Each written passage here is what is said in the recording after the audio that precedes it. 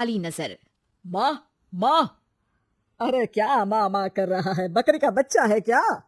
अरे माँ, मजाक छोड़ो। मुझे फाइनली वो मेन चौराहे वाली दुकान मिल गई है। अब देखना, आपका बेटा दुगनी स्पीड से पैसा कमाएगा। ओफो, ये क्या? मेरी ऑनलाइन मेकअप क्लास चल रही है। इतनी जोर से क्यों बोल रहे हो आप दोनों? अरे मेरी धर्म पत्नी जी, मेकअप क्लास बाद में करना। वो चौराहे वाली दुकान मिल गई है हमको। अरे वाह, रुको मैं अपनी माँ को फोन लगाकर बता देती हूँ। अरे मैं भी अपने रिश्तेदारों को बता देती हूँ, कितनी खुशी की बात है। हाँ, मैं भी अपने दोस्तों को बता देता हूँ। एक हफ्ते बाद रजिस्ट्री है। बस, घर में खुशी का मौका था। उन तीनों ने अपने अपने फोन उठाए और लोगों में बात फैलाना शुरू कर दिया। और रही सही कसर श्वेता बहू ने अपने पड़ोस में सबको बताकर कर दी। अरे वर्मा आंटी, अब हम भी जल्दी कार ले लेंगे। घर का रेनोवेशन होगा और ठाट से रहेंगे हम भी। अरे ऐसा क्या हुआ? लॉटरी बाटरी लग गई है क्या? अरे इस बार चौराहे वाली मॉल में हमको भी दुकान मिल गई है। दुकान नंबर 21, जो एकदम चौराहे पर है।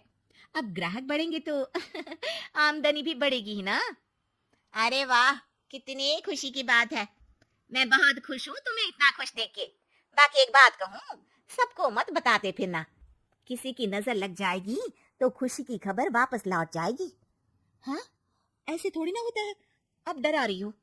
अरे सही कह रही हूँ, काली नजर कहते हैं इस चीज को, जब आप किसी को कुछ बताओ और वो काम बिगड़ जाए। अरे लेकिन मैं तो। तुमने सबको बता दिया ना?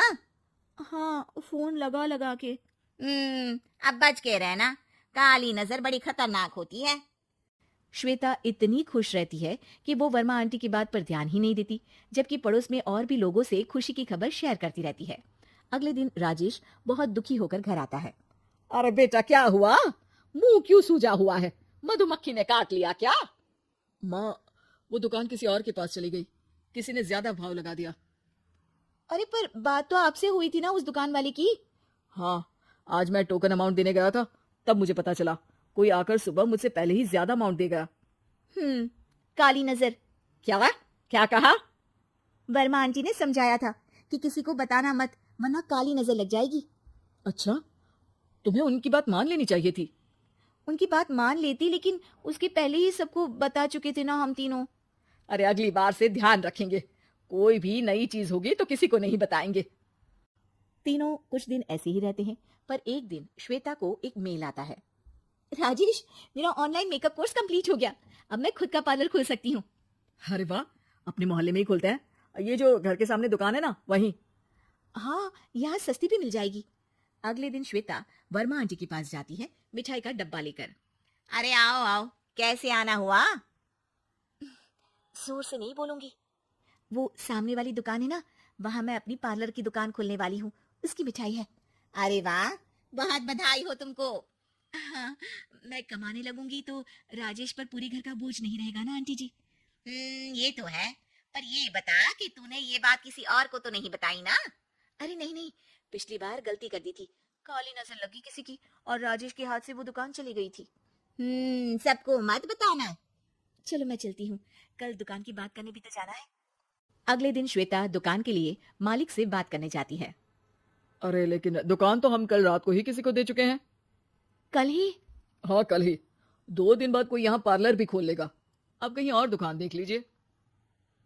अरे पर हमको भी तो पार्लर ही खोलना था। भैया, एक ही दुकान है, आधी आधी तो नहीं दे सकता ना मैं। राजेश और श्वेता घर पर हताश होकर आ जाते हैं। इस बार तो किसी को बताया भी नहीं था, अब किसकी काली नजर लग सकती है? सुनो, तुमने माँ को बताया था क्या? अरे कैसी बात कर रही हो? माँ की नजर थोड़ी ना लगेगी। पक्का तुमने किसी को नहीं बताया था ना? सिर्फ वर्मा आंटी को बताया था। उन्होंने ही मुझे किसी को नहीं बताने को कहा। अरे यार, तुम भी सही हो। मेरी माँ को नहीं बताने को कह रही हो, पर वर्मा आंटी को बताना तुम्हें जरूरी लगा।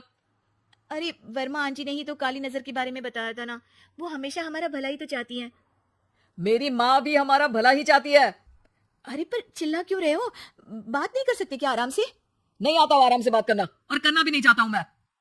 दुकान जाने का दुख गुस्से में बदल गया था और राजेश और श्वेता में बात बंद हो गई थी। 2 दिन बाद मोहल्ले में पार्लर का इनॉग्रेशन हुआ, जिसमें मोहल्ले के सभी लोगों को बुलाया गया, पर श्वेता, राजेश और माँ नहीं जाते। माँ, अंदर आ जाओ, क्या देख रही हो? अरे नया पार्लर देख रही हूँ अपने आंगन से। देखो, माँ को दूसरे का सुख देखने में कितना मजा आ रहा है, मेरा दुख नहीं दिख रहा इन्हें। यह मेरा पार्लर भी तो हो सकता था। अरे चुप रहो यार, हर बात में लड़ाई क्यों ढूंढ रही हो? राजेश और श्वेता फिर बहस करने लगते थे। तभी माँ ने दोनों को बाहर बुलाया।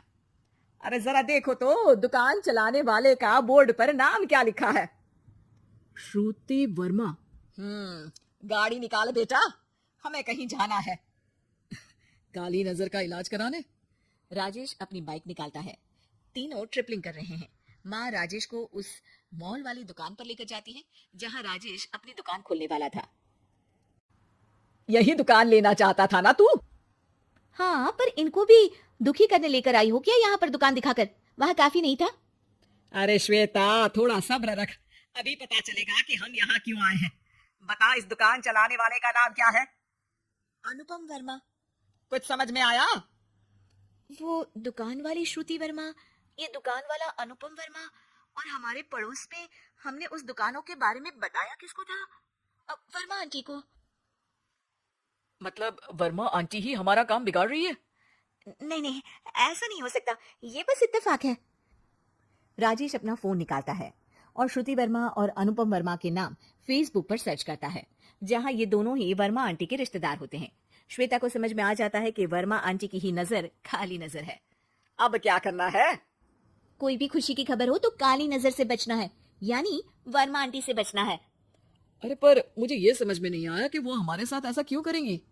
अरे बेटा, एक सीख है, दूर के आदमी को आपकी तरक्की से कम परेशानी होगी, पड़ोसी को ज्यादा।